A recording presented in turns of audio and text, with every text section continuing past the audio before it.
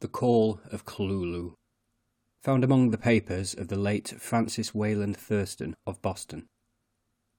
Of such great powers or beings there may be conceivably a survival of a hugely remote period when consciousness was manifested, perhaps, in shapes and forms long since withdrawn before the tide of advancing humanity, forms of which poetry and legend alone have caught a flying memory and called them gods, monsters, mythical beings of all sorts and kinds.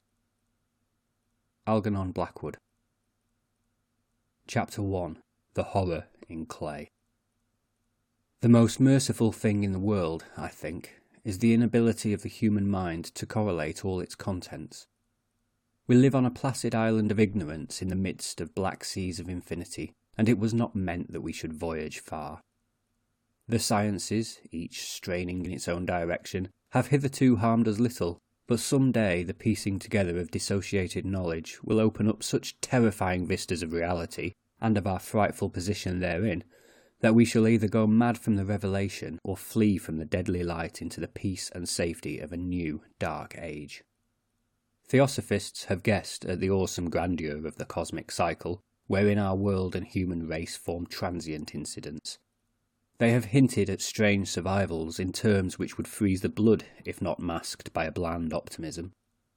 But it is not from them that there came the single glimpse of forbidden aeons which chills me when I think of it, and maddens me when I dream of it. That glimpse, like all dread glimpses of truth, flashed out from an accidental piecing together of separated things, in this case an old newspaper item and the notes of a dead professor. I hope that no one else will accomplish this piecing out. Certainly, if I live, I shall never knowingly supply a link in so hideous a chain. I think that the professor, too, intended to keep silent regarding the part he knew, and that he would have destroyed his notes had not sudden death seized him. My knowledge of the thing began in the winter of 1926-27 with the death of my granduncle, George Gamble Angel, Professor Emeritus of Semitic Languages in Brown University, Providence, Rhode Island. Professor Angel was widely known as an authority on ancient inscriptions, and had frequently been resorted to by the heads of prominent museums, so that his passing at the age of 92 may be recalled by many. Locally, interest was intensified by the obscurity of the cause of death. The professor had been stricken whilst returning from the Newport boat, falling suddenly, as witnesses said, after having been jostled by a nautical-looking negro who had come from one of the queer dark courts on the precipitous hillside which formed a shortcut from the waterfront to the deceased's home in Williams Street. Physicians were unable to find any visible disorder, but concluded after perplexed debate that some obscure lesion of the heart, induced by the brisk ascent of so steep a hill by so elderly a man, was responsible for the end. At the time I saw no reason to dissent from this dictum, but latterly I am inclined to wonder, and more than wonder. As my granduncle's heir and executor, for he died a childless widower, I was expected to go over his papers with some thoroughness, and for that purpose moved his entire set of files and boxes to my quarters in Boston. Much of the material which I correlated will be later published by the American Archaeological Society, but there was one box which I found exceedingly puzzling, and which I felt much averse from showing to other eyes. It had been locked, and I did not find the key till it occurred to me to examine the personal ring which the professor carried always in his pocket. Then indeed I succeeded in opening it, but when I did so seemed only to be confronted by a greater and more closely locked barrier. For what could be the meaning of the queer clay bas-relief and the disjointed jottings, ramblings, and cuttings which I found? Had my uncle, in his latter years, become credulous of the most superficial impostures? I resolved to search out the eccentric sculptor responsible for this apparent disturbance of an old man's peace of mind. The bas-relief was a rough rectangle, less than an inch thick, and about 5 by 6 inches in area, obviously of modern origin. Its designs, however, were far from modern in atmosphere and suggestion, for although the vagaries of Cubism and Futurism are many and wild, they do not often reproduce that cryptic regularity which lurks in prehistoric writing, and writing of some kind the bulk of these designs seems certainly to be, though my memory, despite much familiarity with the papers and collections of my uncle, failed in any way to identify this particular species, or even to hint at its remotest affiliations. Above these apparent hieroglyphics was a figure of evidently pictorial intent, though its impressionistic execution forbade a very clear idea of its nature. It seemed to be a sort of monster, or symbol representing a monster, of a form which only a diseased fancy could conceive. If I say that my somewhat extravagant imagination yielded simultaneous pictures of an octopus, a dragon, and a human caricature, I shall not be unfaithful to the spirit of the thing. A pulpy, tentacled head surmounted a grotesque and scaly body with rudimentary wings, but it was the general outline of the whole which made it most shockingly frightful. Behind the figure was a vague suggestion of a cyclopean architectural background. The writing accompanying this oddity was, aside from a stack of press cuttings, in Professor Angel's most recent hand, and made no pretence to literary style. What seemed to be the main document was headed Cthulhu Cult, in characters painstakingly printed to avoid the erroneous reading of a word so unheard of.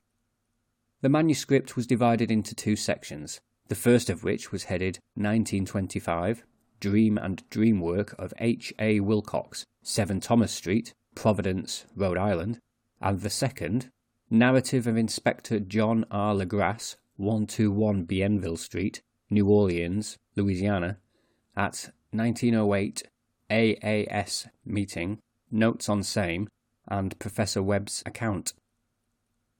The other manuscript papers were all brief notes, some of them accounts of the queer dreams of different persons, some of them citations from theosophical books and magazines, notably W. Scott Eliot's Atlantis and the Lost Lemuria, and the rest comments on long-surviving secret societies and hidden cults, with references to passages in such mythological and anthropological source books as Fraser's Golden Bough and Miss Murray's Witch Cult in Western Europe.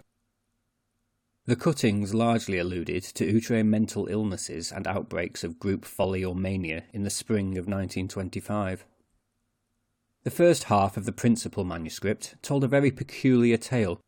It appears that on March the 1st, 1925, a thin, dark young man of neurotic and excited aspect had called upon Professor Angel, bearing the singular clay bas-relief, which was then exceedingly damp and fresh. His card bore the name of Henry Anthony Wilcox, and my uncle had recognised him as the youngest son of an excellent family slightly known to him, who had latterly been studying sculpture at the Rhode Island School of Design and living alone at the Fleur-de-Lis building near that institution. Wilcox was a precocious youth of known genius but great eccentricity, and had from childhood excited attention through the strange stories and odd dreams he was in the habit of relating.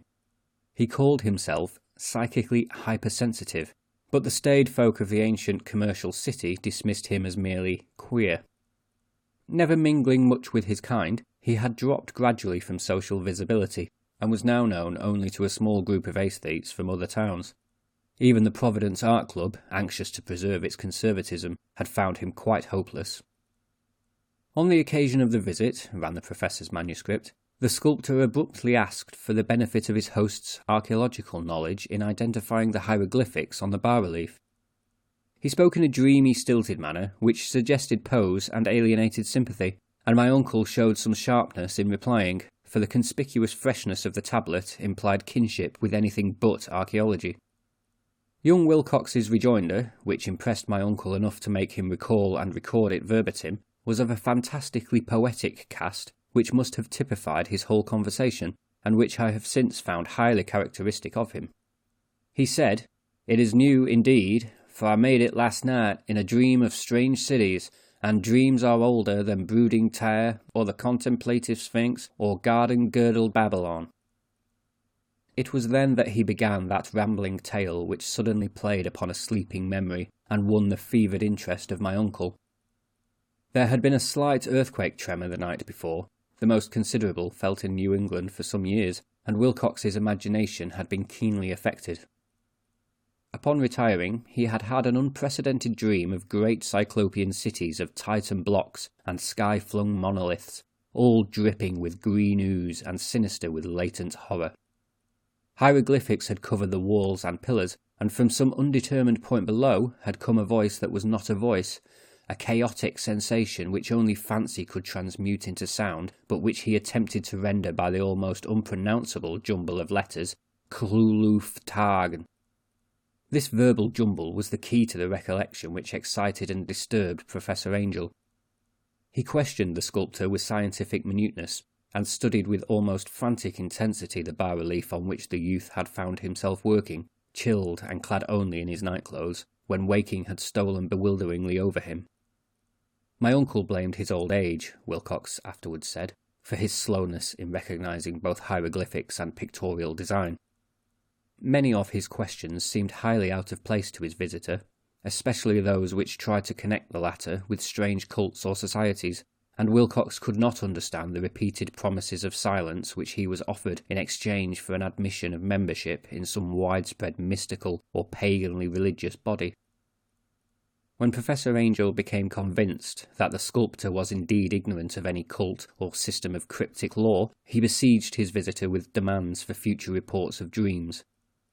This bore regular fruit, for after the first interview the manuscript records daily calls of the young man, during which he related startling fragments of nocturnal imagery, whose burden was always some terrible cyclopean vista of dark and dripping stone, with a subterranean voice or intelligence shouting monotonously in enigmatical sense impacts uninscribable save as gibberish.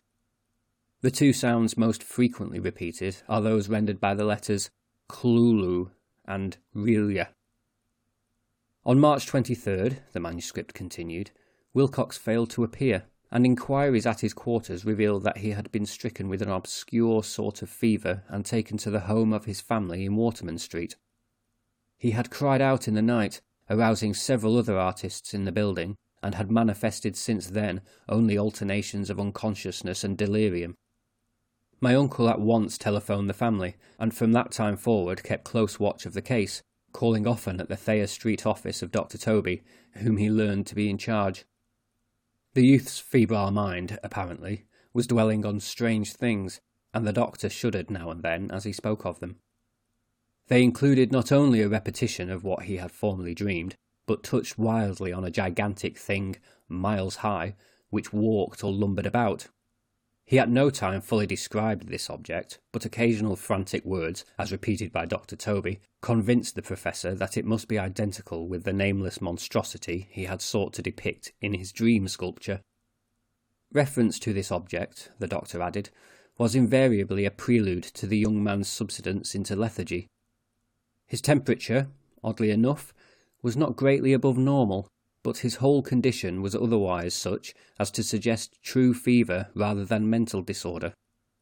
On April 2nd, at about 3 p.m, every trace of Wilcox's malady suddenly ceased. He sat upright in bed, astonished to find himself at home and completely ignorant of what had happened in dream or reality since the night of March the 22nd. Pronounced well by his physician, he returned to his quarters in 3 days, but to Professor Angel he was of no further assistance. All traces of strange dreaming had vanished with his recovery, and my uncle kept no record of his night thoughts after a week of pointless and irrelevant accounts of thoroughly usual visions. Here the first part of the manuscript ended, but references to certain of the scattered notes gave me much material for thought, so much, in fact, that only the ingrained scepticism then forming my philosophy can account for my continued distrust of the artist. The notes in question were those descriptive of the dreams of various persons, covering the same period as that in which young Wilcox had had his strange visitations. My uncle, it seems, had quickly instituted a prodigiously far-flung body of inquiries amongst nearly all the friends whom he could question without impertinence, asking for nightly reports of their dreams, and the dates of any notable visions for some time past. The reception of his request seems to have been varied, but he must, at the very least, have received more responses than any ordinary man could have handled without a secretary. This original correspondence was not preserved, but his notes formed a thorough and really significant digest. Average people in society and business, New England's traditional salt of the earth, gave an almost completely negative result, though scattered cases of uneasy but formless nocturnal impressions appear here and there, always between March 23rd and April 2nd, the period of young Wilcox's delirium.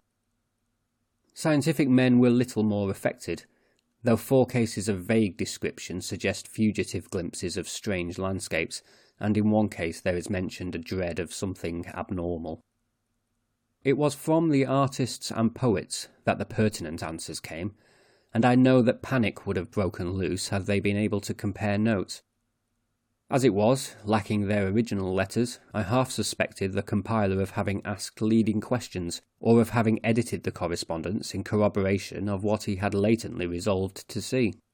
That is why I continued to feel that Wilcox, somehow cognizant of the old data which my uncle had possessed, had been imposing on the veteran scientist. These responses from aesthetes told a disturbing tale. From February 28th to April 2nd, a large proportion of them had dreamed very bizarre things, the intensity of the dreams being immeasurably the stronger during the period of the sculptor's delirium. Over 1/4 of those who reported anything reported scenes and half-sounds not unlike those which Wilcox had described, and some of the dreamers confessed acute fear of the gigantic nameless thing visible toward the last. One case, which the note describes with emphasis, was very sad. The subject, a widely known architect with leanings towards theosophy and occultism, went violently insane on the date of young Wilcox's seizure, and expired several months later after incessant screamings to be saved from some escaped denizen of hell. Had my uncle referred to these cases by name instead of merely by number, I should have attempted some corroboration and personal investigation, but as it was, I succeeded in tracing down only a few. All of these, however, bore out the notes in full. I have often wondered if all the subjects of the professor's questioning felt as puzzled as did this fraction. It is well that no explanation shall ever reach them. The press cuttings, as I have intimated, touched on cases of panic, mania, and eccentricity during the given period. Professor Angel must have employed a cutting bureau, for the number of extracts was tremendous and the sources scattered throughout the globe. Here was a nocturnal suicide in London, where a lone sleeper had leaped from a window after a shocking cry. Here likewise a rambling letter to the editor of a paper in South America, where a fanatic deduces a dire future from visions he has seen. A dispatch from California describes a theosophist colony as donning white robes en masse for some glorious fulfilment which never arrives, whilst items from India speak guardedly of serious native unrest toward the end of March. Voodoo orgies multiply in Haiti, and African outposts report ominous mutterings. American officers in the Philippines find certain tribes bothersome about this time, and New York policemen are mobbed by hysterical Levantines on the night of March 22nd to 23rd. The west of Ireland, too, is full of wild rumour and legendary, and a fantastic painter named Ardois Bonneau hangs a blasphemous dream landscape in the Paris Spring Salon of 1926. And so numerous are the recorded troubles in insane asylums that only a miracle can have stopped the medical fraternity from noting strange parallelisms and drawing mystified conclusions. A weird bunch of cuttings, all told, and I can at this date scarcely envisage the callous rationalism with which I set them aside, but I was then convinced that young Wilcox had known of the older matters mentioned by the professor. Chapter 2. The Tale of Inspector Legrasse. The older matters, which had made the sculptor's dream and bas-relief so significant to my uncle, formed the subject of the second half of his long manuscript. Once before, it appears, Professor Angel had seen the hellish outlines of the nameless monstrosity, puzzled over the unknown hieroglyphics, and heard the ominous syllables which can be rendered only as Cthulhu, and all this in so stirring and horrible a connection that it is small wonder he pursued young Wilcox with queries and demands for data. The earlier experience had come in 1908, 17 years before, when the American Archaeological Society held its annual meeting in St. Louis. Professor Angel, as befitted one of his authority and attainments, had had a prominent part in all the deliberations, and was one of the first to be approached by the several outsiders who took advantage of the convocation to offer questions for correct answering and problems for expert solution. The chief of these outsiders, and in a short time the focus of interest for the entire meeting, was a commonplace-looking, middle-aged man who had travelled all the way from New Orleans for certain special information unobtainable from any local source. His name was John Raymond Legrasse, and he was by profession an inspector of police. With him he bore the subject of his visit, a grotesque, repulsive, and apparently very ancient stone statuette whose origin he was at a loss to determine. It must not be fancied that Inspector Legrasse had the least interest in archaeology. On the contrary, his wish for enlightenment was prompted by purely professional considerations. The statuette, idol, fetish, or whatever it was, had been captured some months before in the wooded swamps south of New Orleans during a raid on a supposed voodoo meeting, and so singular and hideous were the rites connected with it that the police could not but realise that they had stumbled on a dark cult totally unknown to them and infinitely more diabolic than even the blackest of the African voodoo circles.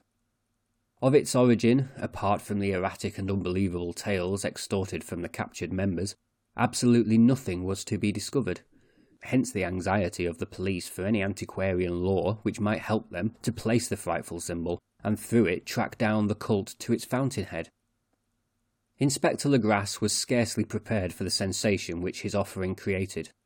One sight of the thing had been enough to throw the assembled men of science into a state of tense excitement, and they lost no time in crowding around him to gaze at the diminutive figure, whose utter strangeness and air of genuinely abysmal antiquity hinted so potently at unopened and archaic vistas. No recognised school of sculpture had animated this terrible object, yet centuries and even thousands of years seemed recorded in its dim and greenish surface of unplaceable stone. The figure, which was finally passed slowly from man to man for close and careful study, was between 7 and 8 inches in height, and of exquisitely artistic workmanship.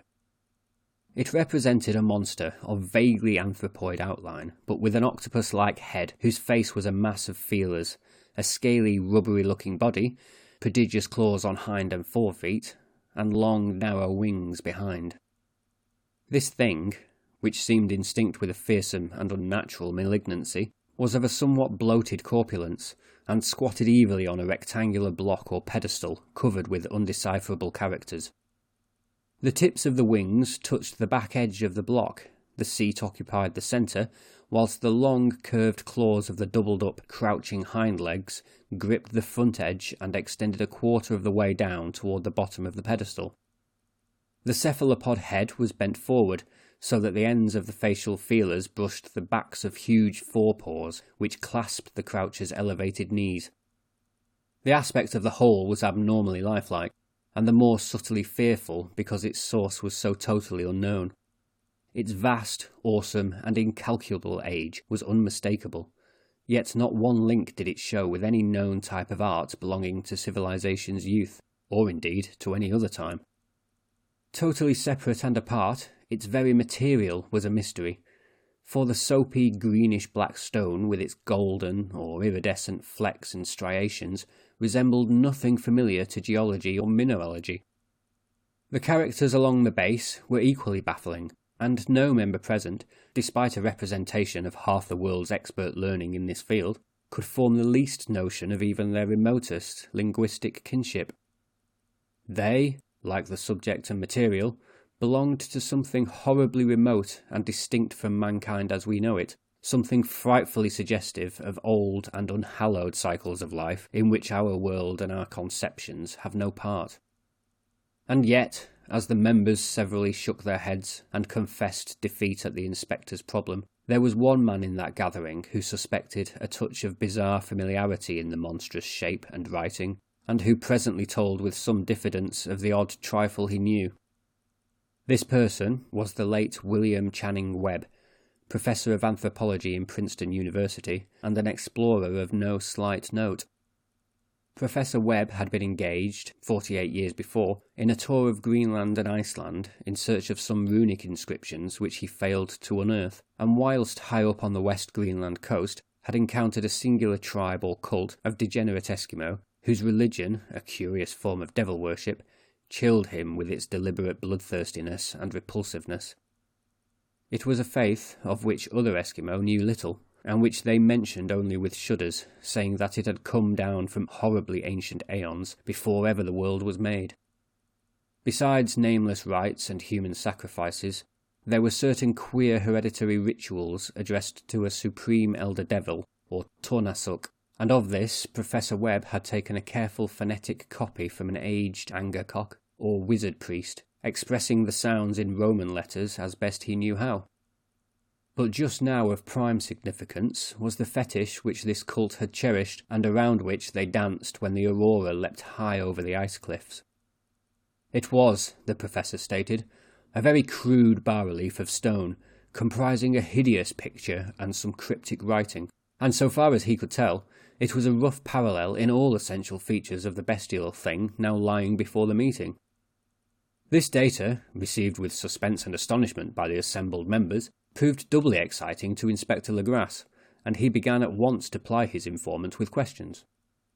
Having noted and copied an oral ritual among the swamp cult worshippers his men had arrested, he besought the professor to remember as best he might the syllables taken down amongst the diabolist Eskimo. There then followed an exhaustive comparison of details, and a moment of really awed silence when both detective and scientist agreed on the virtual identity of the phrase common to two hellish rituals so many worlds of distance apart. What, in substance, both the Eskimo wizards and the Louisiana swamp priests had chanted to their kindred idols was something very like this, the word divisions being guessed at from traditional breaks in the phrase as chanted aloud. Finglui Mugulnaf Kolulu Rilia Wagagnagal Ftagn.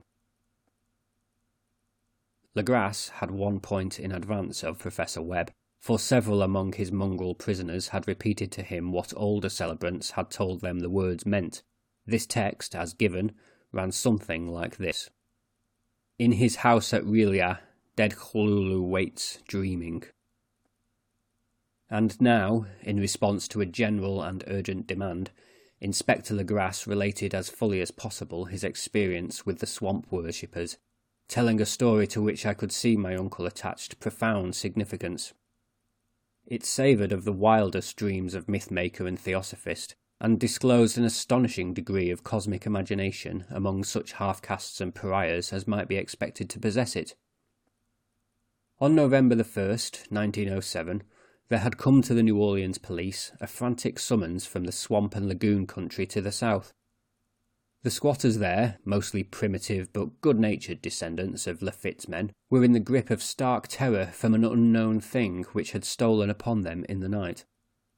It was voodoo, apparently, but voodoo of a more terrible sort than they had ever known, and some of their women and children had disappeared since the malevolent tom-tom had begun its incessant beating far within the black haunted woods where no dweller ventured.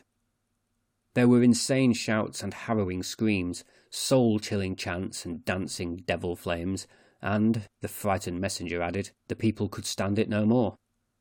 So a body of 20 police, filling 2 carriages and an automobile, had set out in the late afternoon with the shivering squatter as a guide. At the end of the passable road they alighted, and for miles splashed on in silence through the terrible cypress woods where day never came.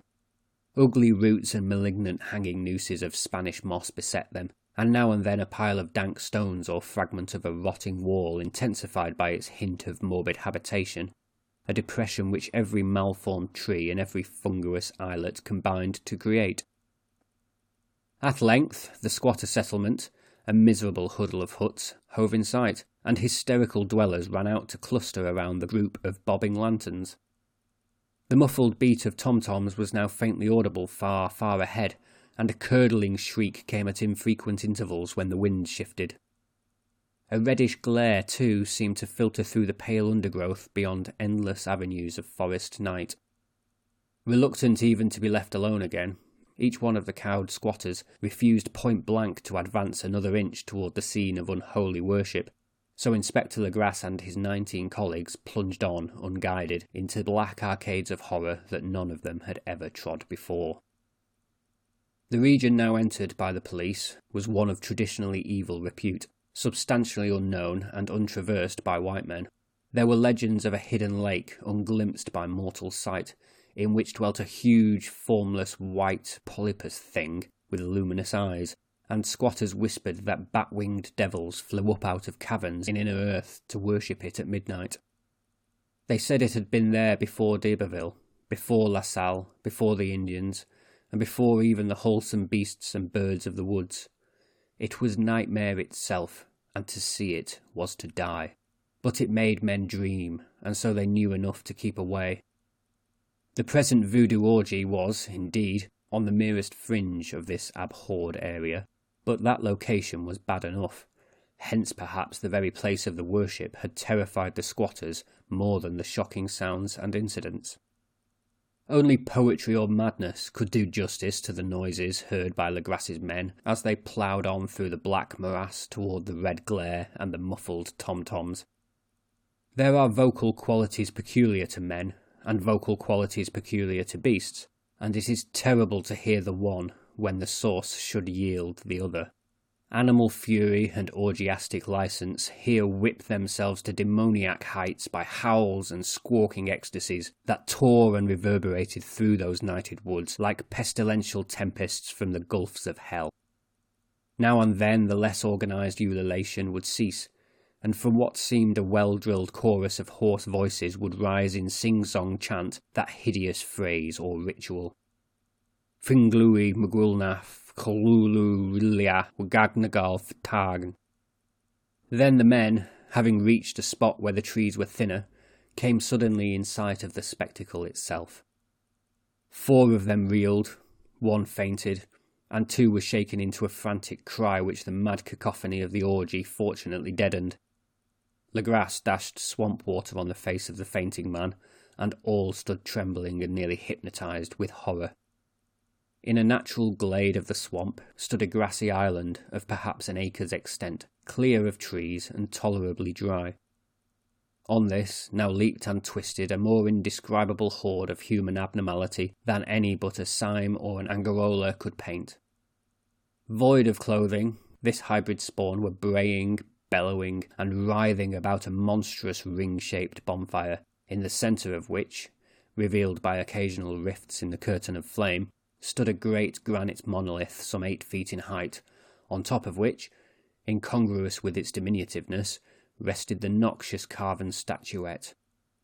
From a wide circle of 10 scaffolds set up at regular intervals with the flame-girt monolith as a centre, hung, head downward, the oddly marred bodies of the helpless squatters who had disappeared. It was inside this circle that the ring of worshippers jumped and roared, the general direction of the mass motion being from left to right in endless bacchanal between the ring of bodies and the ring of fire. It may have been only imagination, and it may have been only echoes which induced one of the men, an excitable Spaniard, to fancy he heard antiphonal responses to the ritual from some far and unillumined spot deeper within the wood of ancient legendary and horror. This man, Joseph de Galvez, I later met and questioned, and he proved distractingly imaginative. He indeed went so far as to hint of the faint beating of great wings, and of a glimpse of shining eyes and a mountainous white bulk beyond the remotest trees, but I suppose he had been hearing too much native superstition. Actually, the horrified pause of the men was of comparatively brief duration.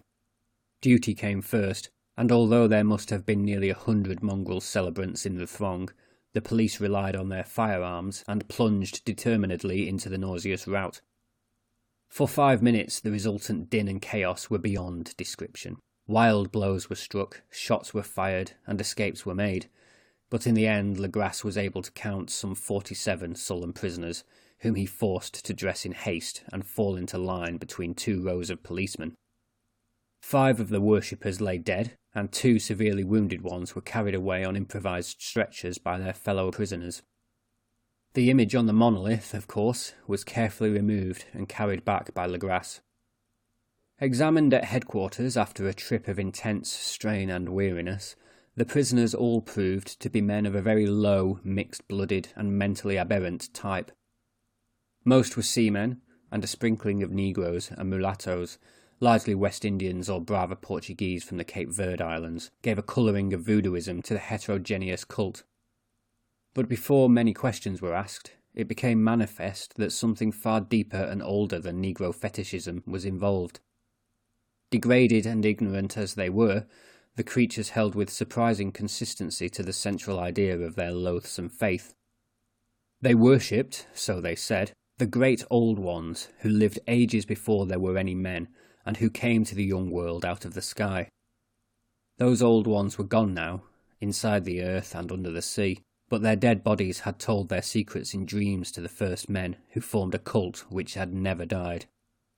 This was that cult, and the prisoners said it had always existed and always would exist, hidden in distant wastes and dark places all over the world, until the time came when the great priest Cthulhu, from his dark house in the mighty city of Relia under the waters, should rise and bring the earth again beneath his sway. Someday he would call, when the stars were ready, and the secret cult would always be waiting to liberate him. Meanwhile, no more must be told. There was a secret which even torture could not extract.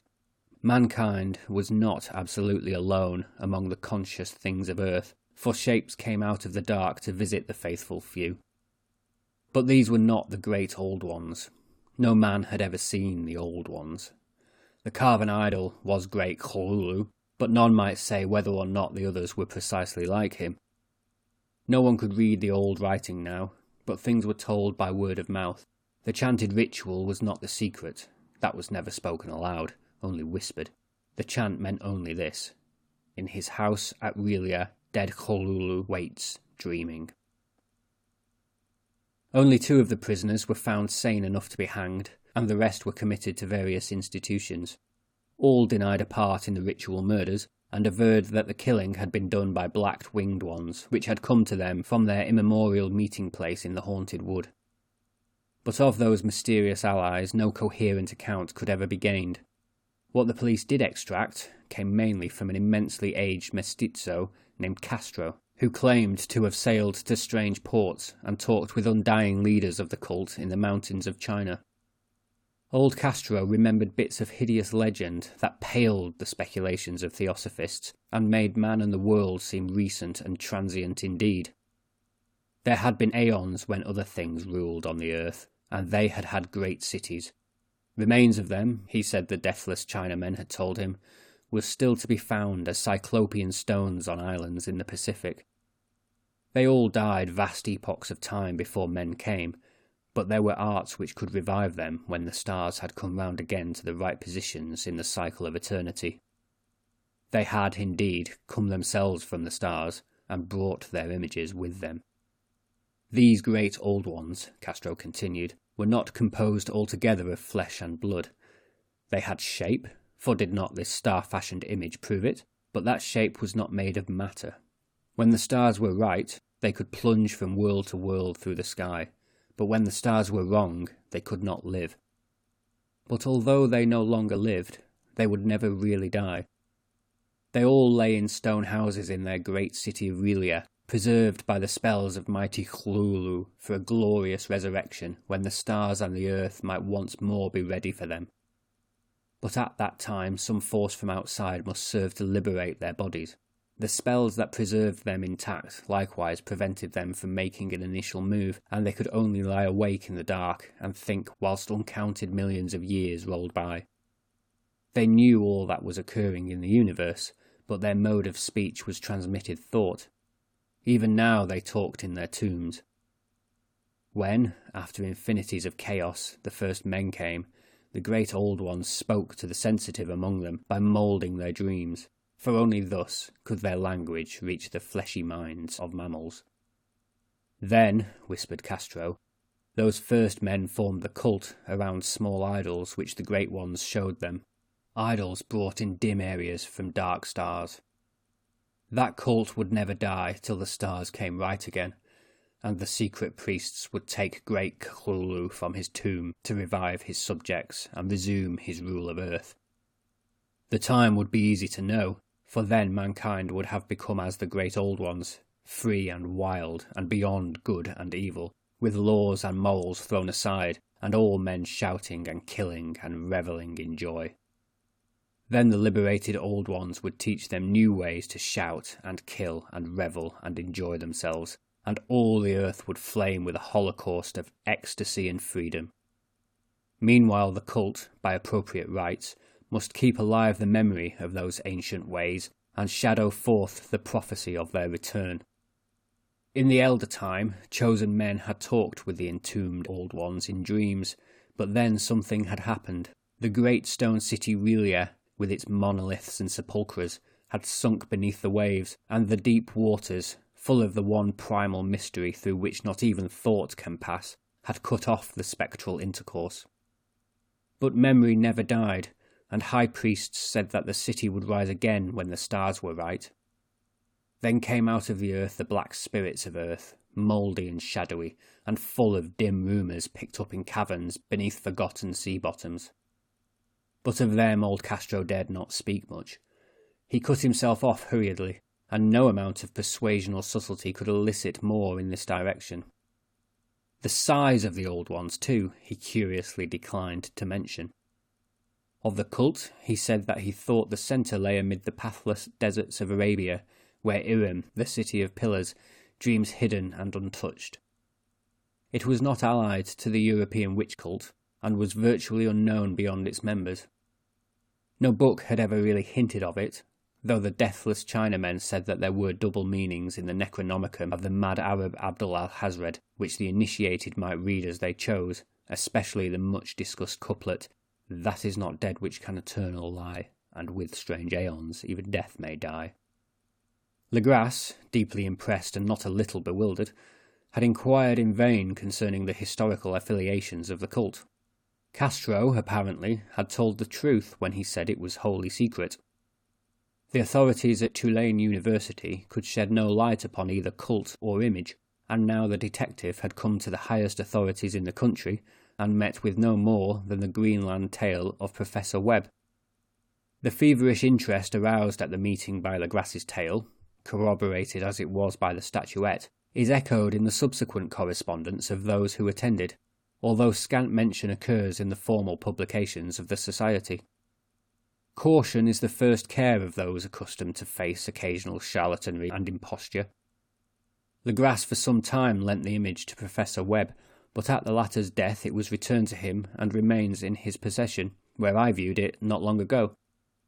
It is truly a terrible thing, and unmistakably akin to the dream sculpture of young Wilcox.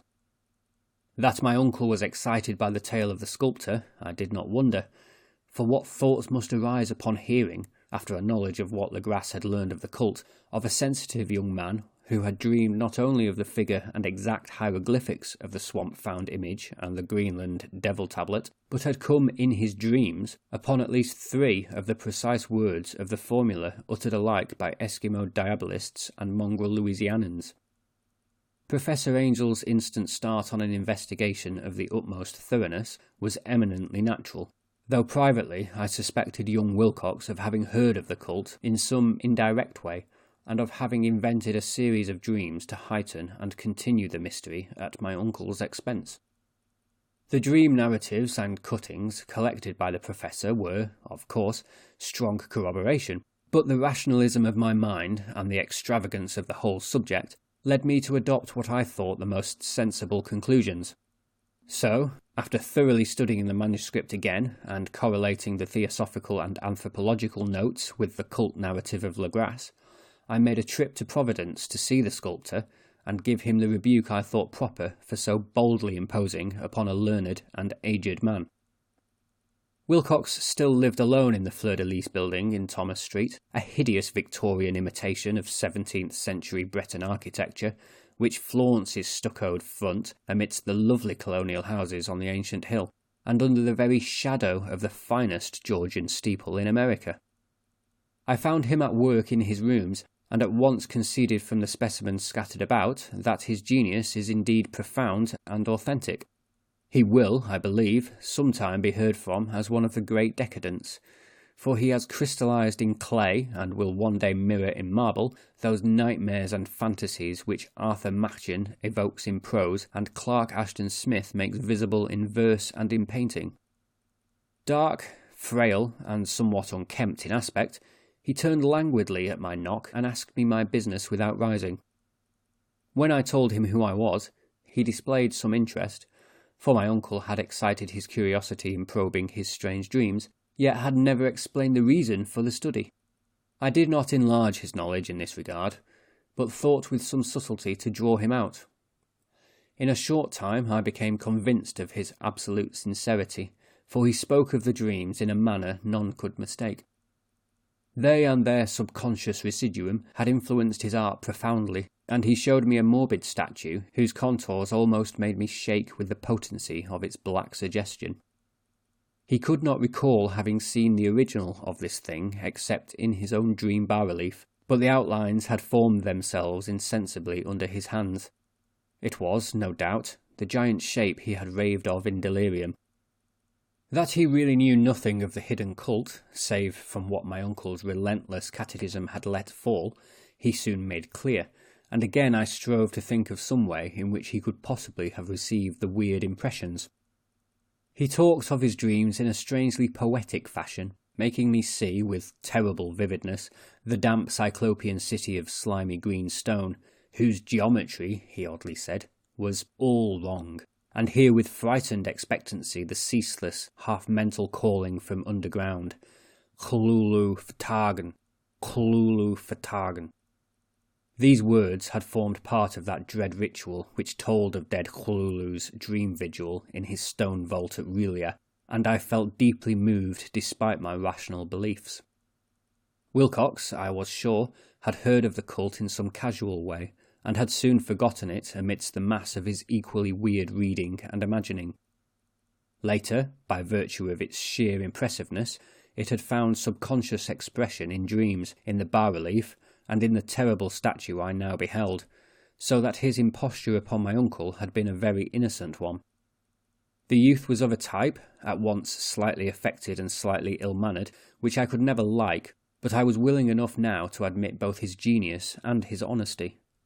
I took leave of him amicably, and wished him all the success his talent promises. The matter of the cult still remained to fascinate me, and at times I had visions of personal fame from researches into its origin and connections. I visited New Orleans, talked with Legras and others of that old-time raiding party, saw the frightful image, and even questioned such of the Mongol prisoners as still survived. Old Castro, unfortunately, had been dead for some years. What I now heard so graphically at first hand, though it was really no more than a detailed confirmation of what my uncle had written, excited me afresh, for I felt sure that I was on the track of a very real, very secret, and very ancient religion, whose discovery would make me an anthropologist of note. My attitude was still one of absolute materialism, as I wish it still were, and I discounted with almost inexplicable perversity the coincidence of the dream notes and odd cuttings collected by Professor Angel. One thing I began to suspect, and which I now fear I know, is that my uncle's death was far from natural. He fell on a narrow hill street leading up from an ancient waterfront swarming with foreign mongrels after a careless push from a Negro sailor. I did not forget the mixed blood and marine pursuits of the cult members in Louisiana, and would not be surprised to learn of secret methods and poison needles as ruthless and as anciently known as the cryptic rites and beliefs. Legras and his men, it is true, have been let alone, but in Norway a certain seaman who saw things is dead. Might not the deeper inquiries of my uncle after encountering the sculptor's data have come to sinister ears? I think Professor Angel died because he knew too much, or because he was likely to learn too much. Whether I shall go as he did remains to be seen, for I have learnt much now. Chapter 3. The Madness from the Sea. If heaven ever wishes to grant me a boon, it will be a total effacing of the results of a mere chance which fixed my eye on a certain stray piece of shelf paper. It was nothing on which I would naturally have stumbled in the course of my daily round, for it was an old number of an Australian journal, the Sydney Bulletin, for April 18, 1925. It had escaped even the Cutting Bureau, which had, at the time of its issuance, been avidly collecting material for my uncle's research. I had largely given over my inquiries into what Professor Angel called the Cthulhu cult, and was visiting a learned friend in Paterson, New Jersey, the curator of a local museum and a mineralogist of note. Examining one day the reserve specimens roughly set on the storage shelves in a rear room of the museum, my eye was caught by an odd picture in one of the old papers spread beneath the stones. It was the Sydney Bulletin I have mentioned, for my friend has wide affiliations in all conceivable foreign parts, and the picture was a half-tone cut of a hideous stone image, almost identical with that which Legrasse had found in the swamp. Eagerly clearing the sheet of its precious contents, I scanned the item in detail, and was disappointed to find it of only moderate length. What it suggested, however, was of portentous significance to my flagging quest, and I carefully tore it out for immediate action. It read as follows: Mystery derelict found at sea. Vigilant arrives with helpless armed New Zealand yacht in tow. One survivor and dead man found aboard. Tale of desperate battle and deaths at sea. Rescued seaman refuses particulars of strange experience. Odd idol found in his possession. Inquiry to follow. The Morrison Company's freighter Vigilant, bound from Valparaiso, arrived this morning at its wharf in Darling Harbour, having in tow the battled and disabled but heavily armed steam yacht Alert of Dunedin, New Zealand, which was sighted April 12th in south latitude 34 degrees 21 minutes, west longitude 152 degrees 17 minutes, with one living and one dead man aboard. The Vigilant left Valparaiso March 25th, and on April 2nd was driven considerably south of her course by exceptionally heavy storms and monster waves. On April 12th, the derelict was sighted, and though apparently deserted, was found upon boarding to contain one survivor in a half-delirious condition, and one man who had evidently been dead for more than a week.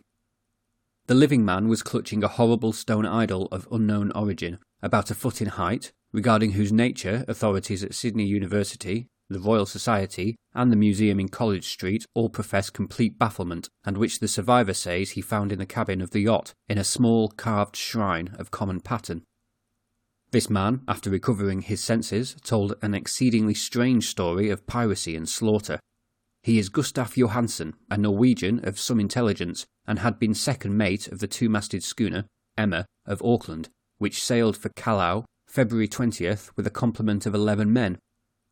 The Emma, he says, was delayed and thrown widely south of her course by the great storm of March 1st, and on March 22nd, in south latitude 49 degrees 51 minutes, west longitude 128 degrees 34 minutes, encountered the Alert, manned by a queer and evil-looking crew of Kanakas and half-castes. Being ordered peremptorily to turn back, Captain Collins refused, whereupon the strange crew began to fire savagely and without warning upon the schooner with a particularly heavy battery of brass cannon forming part of the yacht's equipment. The Emma's men showed fight, says the survivor, and though the schooner began to sink from shots beneath the waterline, they managed to heave alongside their enemy and board her, grappling with the savage crew on the yacht's deck, and being forced to kill them all, the number being slightly superior because of their particularly abhorrent and desperate, though rather clumsy, mode of fighting. 3 of the Emma's men, including Captain Collins and First Mate Green, were killed, and the remaining 8, under Second Mate Johansen, proceeded to navigate the captured yacht, going ahead in their original direction to see if any reason for their ordering back had existed. The next day, it appears, they raised and landed on a small island, although none is known to exist in that part of the ocean, and 6 of the men somehow died ashore, though Johansen is queerly reticent about this part of his story, and speaks only of their falling into a rock chasm. Later, it seems, he and one companion boarded the yacht and tried to manage her, but were beaten about by the storm of April 2nd. From that time till his rescue on the 12th, the man remembers little, and he does not even recall when William Bryden, his companion, died. Bryden's death reveals no apparent cause, and was probably due to excitement or exposure. Cable advices from Dunedin report that the Alert was well known there as an island trader, and bore an evil reputation along the waterfront. It was owned by a curious group of half-castes whose frequent meetings and night trips to the woods attracted no little curiosity, and it had set sail in great haste just after the storm and earth tremors of March 1st. Our Auckland correspondent gives the Emma and her crew an excellent reputation, and Johansen is described as a sober and worthy man. The Admiralty will institute an inquiry on the whole matter beginning tomorrow, at which every effort will be made to induce Johansen to speak more freely than he has done hitherto. This was all, together with the picture of the hellish image, but what a train of ideas it started in my mind. Here were new treasuries of data on the Cthulhu cult, and evidence that it had strange interests at sea as well as on land. What motive prompted the hybrid crew to order back the Emma as they sailed about with their hideous idol? What was the unknown island on which 6 of the Emma's crew had died, and about which the mate Johansen was so secretive? What had the Vice-Admiralty's investigation brought out, and what was known of the noxious cult in Dunedin? And most marvellous of all, what deep and more than natural linkage of dates was this which gave a malign and now undeniable significance to the various turns of events so carefully noted by my uncle? March 1st, our February 28th according to the international dateline, the earthquake and storm had come. From Dunedin the Alert and her noisome crew had darted eagerly forth as if imperiously summoned, and on the other side of the earth poets and artists had begun to dream of a strange, dank, cyclopean city, whilst a young sculptor had moulded in his sleep the form of the dreaded Cthulhu. March 23rd the crew of the Emma landed on an unknown island, and left 6 men dead, and on that date the dreams of sensitive men assumed a heightened vividness, and darkened with dread of a giant monster's malign pursuit, whilst an architect had gone mad, and a sculptor had lapsed suddenly into delirium. And what of this storm of April 2nd, the date on which all dreams of the dank city ceased, and Wilcox emerged unharmed from the bondage of strange fever? What of all this, and of those hints of old Castro about the sunken, star-born old ones and their coming reign, their faithful cult and their mastery of dreams? Was I tottering on the brink of cosmic horrors beyond man's power to bear? If so, they must be horrors of the mind alone, for in some way the 2nd of April had put a stop to whatever monstrous menace had begun its siege of mankind's soul. That evening, after a day of hurried cabling and arranging, I bade my host adieu and took a train for San Francisco. In less than a month I was in Dunedin, where, however, I found that little was known of the strange cult members who had lingered in the old sea taverns. Waterfront scum was far too common for special mention, though there was vague talk about one inland trip these mongrels had made, during which faint drumming and red flame were noted on the distant hills. In Auckland, I learned that Johansen had returned with yellow hair turned white after a perfunctory and inconclusive questioning at Sydney, and had thereafter sold his cottage in West Street and sailed with his wife to his old home in Oslo. Of his stirring experience, he would tell his friends no more than he had told the Admiralty officials, and all they could do was to give me his Oslo address. After that, I went to Sydney and talked profitlessly with seamen and members of the Vice-Admiralty Court. I saw the Alert, now sold and in commercial use, at Circular Quay in Sydney Cove, but gained nothing from its non-committal bulk. The crouching image with its cuttlefish head, dragon body, scaly wings and hieroglyphed pedestal was preserved in the museum at Hyde Park, and I studied it long and well, finding it a thing of balefully exquisite workmanship, and with the same utter mystery, terrible antiquity, and unearthly strangeness of material which I had noted in Legras's smaller specimen. Geologists, the curator told me, had found it a monstrous puzzle, for they vowed that the world held no rock like it. Then I thought with a shudder of what old Castro had told Legras about the primal great ones. They had come from the stars, and had brought their images with them. Shaken with such a mental revolution as I had never before known, I now resolved to visit mate Johansen in Oslo. Sailing for London, I re-embarked at once for the Norwegian capital, and one autumn day landed at the trim wharves in the shadow of the Egerberg. Johansen's address, I discovered, lay in the old town of King Harald Hardrada, which kept alive the name of Oslo during all the centuries that the greater city masqueraded as Christiana. I made the brief trip by taxicab, and knocked with palpitant heart at the door of a neat and ancient building with plastered front. A sad-faced woman in black answered my summons, and I was stung with disappointment when she told me in halting English that Gustaf Johansen was no more. He had not survived his return, said his wife, for the doings at sea in 1925 had broken him. He had told her no more than he had told the public, but had left a long manuscript of technical matters, as he said, written in English, evidently in order to safeguard her from the peril of casual perusal. During a walk through a narrow lane near the Gothenburg dock, a bundle of papers falling from an attic window had knocked him down. 2 Lascar sailors at once helped him to his feet, but before the ambulance could reach him, he was dead. Physicians found no adequate cause for the end, and laid it to heart trouble and a weakened constitution. I now felt gnawing at my vitals that dark terror which will never leave me till I too am at rest, accidentally or otherwise. Persuading the widow that my connection with her husband's technical matters was sufficient to entitle me to his manuscript, I bore the document away and began to read it on the London boat. It was a simple, rambling thing, a naive sailor's effort at a post-facto diary, and strove to recall day by day that last awful voyage. I cannot attempt to transcribe it verbatim in all its cloudiness and redundance, but I will tell its gist enough to show why the sound of the water against the vessel's sides became so unendurable to me that I stopped my ears with cotton. Johansen, thank God, did not know quite all, even though he saw the city and the thing. But I shall never sleep calmly again when I think of the horrors that lurk ceaselessly behind life, in time and in space, and of those unhallowed blasphemies from elder stars which dream beneath the sea, known and favoured by a nightmare cult, ready and eager to loose them on the world whenever another earthquake shall heave their monstrous stone city again to the sun and air. Johansen's voyage had begun just as he told it to the Vice-Admiralty.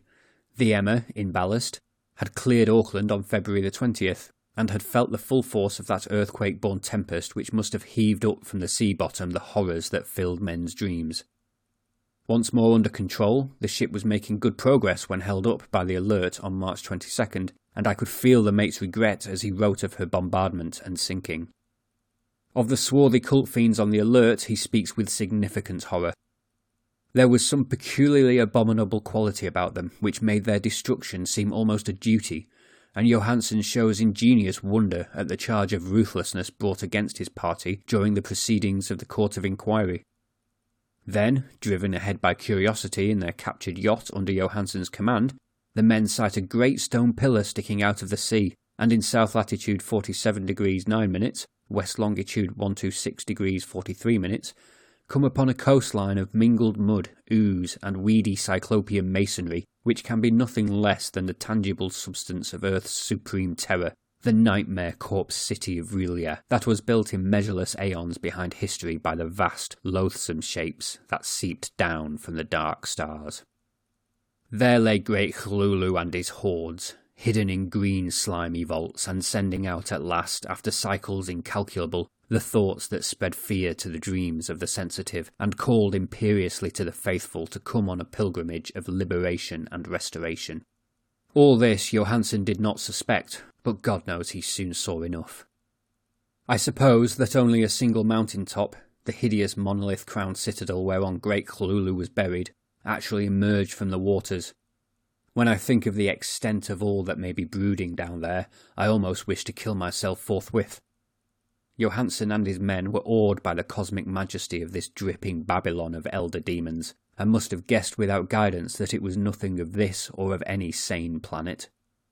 Awe at the unbelievable size of the greenish stone blocks, at the dizzying height of the great carven monolith, and at the stupefying identity of the colossal statues and bas-reliefs, with the queer image found in the shrine on the Alert, is poignantly visible in every line of the mate's frightened description. Without knowing what futurism is like, Johansen achieved something very close to it when he spoke of the city, for instead of describing any definite structure or building, he dwells only on broad impressions of vast angles and stone surfaces too great to belong to anything right or proper for this earth, and impious with horrible images and hieroglyphs. I mention his talk about angles because it suggests something Wilcox had told me of his awful dreams. He had said that the geometry of the dream place he saw was abnormal, non-Euclidean, and loathsomely redolent of spheres and dimensions apart from ours. Now an unlettered seaman felt the same thing whilst gazing at the terrible reality. Johansen and his men landed at a sloping mudbank on this monstrous acropolis, and clambered slipperily up over tight and oozy blocks, which could have been no mortal staircase. The very sun of heaven seemed distorted when viewed through the polarizing miasma welling out from this sea-soaked perversion, and twisted menace and suspense lurked leeringly in those crazily elusive angles of carven rock, where a second glance showed concavity after the first showed convexity. Something very like fright had come over all the explorers before anything more definite than rock and ooze and weed was seen. Each would have fled had he not feared the scorn of the others, and it was only half-heartedly that they searched, vainly as it proved, for some portable souvenir to bear away. It was Rodriguez the Portuguese who climbed up the foot of the monolith and shouted of what he had found. The rest followed him, and looked curiously at the immense carved door with the now familiar squid dragon bas-relief. It was, Johansen said, like a great barn door, and they all felt that it was a door because of the ornate lintel, threshold, and jambs around it, though they could not decide whether it lay flat like a trapdoor or slantwise like an outside cellar door. As Wilcox would have said, the geometry of the place was all wrong. One could not be sure that the sea and the ground were horizontal, hence the relative position of everything else seemed phantasmally variable. Bryden pushed at the stone in several places without result. Then Donovan felt over it delicately around the edge, pressing each point separately as he went. He climbed interminably along the grotesque stone moulding. That is, one would call it climbing if the thing was not after all horizontal, and the men wondered how any door in the universe could be so vast. Very softly and slowly, the acre-great panel began to give inward at the top, and they saw that it was balanced. Donovan slid or somehow propelled himself down or along the jamb and rejoined his fellows, and everyone watched the queer recession of the monstrously carven portal. In this fantasy of prismatic distortion, it moved anomalously in a diagonal way, so that all the rules of matter and perspective seemed upset. The aperture was black with a darkness almost material. That tenebrousness was indeed a positive quality, for it obscured such parts of the inner walls as ought to have been revealed, and actually burst forth like smoke from its aeon-long imprisonment, visibly darkening the sun as it slunk away into the shrunken and gibbous sky on flapping membranous wings. The odour arising from the newly opened depths was intolerable, and at length the quick-eared Hawkins thought he heard a nasty slopping sound down there. Everyone listened, and everyone was listening still when it lumbered slobberingly into sight and gropingly squeezed its gelatinous green immensity through the black doorway into the tainted outside air of that poison city of madness. Poor Johansen's handwriting almost gave out when he wrote of this. Of the 6 men who never reached the ship, he thinks 2 perished of pure fright in that accursed instant. The thing cannot be described. There is no language for such abysms of shrieking and immemorial lunacy, such eldritch contradictions of all matter, force, and cosmic order. A mountain walked or stumbled. God, what wonder that across the earth a great architect went mad, and poor Wilcox raved with fever in that telepathic instant. The thing of the idols, the green, sticky spawn of the stars, had awaked to claim his own. The stars were right again, and what an age-old cult had failed to do by design, a band of innocent sailors had done by accident. After vigintillions of years, great Cthulhu was loose again, and ravening for delight. 3 men were swept up by the flabby claws before anybody turned. God rest them, if there be any rest in the universe. They were Donovan, Guerrera, and Angstrom. Parker slipped as the other 3 were plunging frenziedly over endless vistas of green-crusted rock to the boat, and Johansen swears he was swallowed up by an angle of masonry which shouldn't have been there, an angle which was acute, but behaved as if it were obtuse. So only Bryden and Johansen reached the boat, and pulled desperately for the alert as the mountainous monstrosity flopped down the slimy stones and hesitated floundering at the edge of the water. Steam had not been suffered to go down entirely, despite the departure of all hands for the shore, and it was the work of only a few moments of feverish rushing up and down between wheel and engines to get the alert under way. Slowly, amidst the distorted horrors of that indescribable scene, she began to churn the lethal waters, whilst on the masonry of that charnel shore that was not of earth, the Titan thing from the stars slavered and gibbered like Polypheme cursing the fleeing ship of Odysseus. Then, bolder than the storied Cyclops, great Cthulhu slid greasily into the water and began to pursue with vast wave-raising strokes of cosmic potency. Bryden looked back and went mad, laughing shrilly as he kept on laughing at intervals till death found him one night in the cabin whilst Johansen was wandering deliriously. But Johansen had not given out yet. Knowing that the thing could surely overtake the alert until steam was fully up, he resolved on a desperate chance, and, setting the engine for full speed, ran lightning-like on deck and reversed the wheel. There was a mighty eddying and foaming in the noisome brine, and as the steam mounted higher and higher the brave Norwegian drove his vessel head-on against the pursuing jelly which rose above the unclean froth like the stern of a demon galleon. The awful squid head with writhing feelers came nearly up to the bowsprit of the sturdy yacht, but Johansen drove on relentlessly. There was a bursting as of an exploding bladder, a slushy nastiness as of a cloven sunfish, a stench as of 1,000 open graves, and a sound that the chronicler would not put on paper. For an instant the ship was befouled by an acrid and blinding green cloud, and then there was only a venomous seething astern, where, God in heaven, the scattered plasticity of that nameless sky-spawn was nebulously recombining in its hateful original form, whilst its distance widened every second as the Alert gained impetus from its mounting steam. That was all.